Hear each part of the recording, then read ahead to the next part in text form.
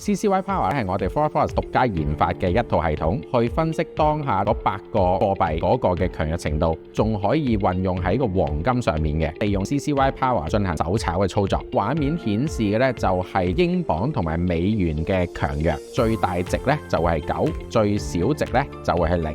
就代表英鎊係比美元強嘅。Candle Window 裏邊咧，你會見到有2個唔同嘅 column， 一個咧就寫住呢一個 Current Power 啦。Current Power 咧，佢就會顯示當下美元同埋英鎊嘅貨幣力度。如果佢發現呢一個美元係比英鎊強嘅時候咧，咁佢就會呈現一個嘅 Sell Power 喺度。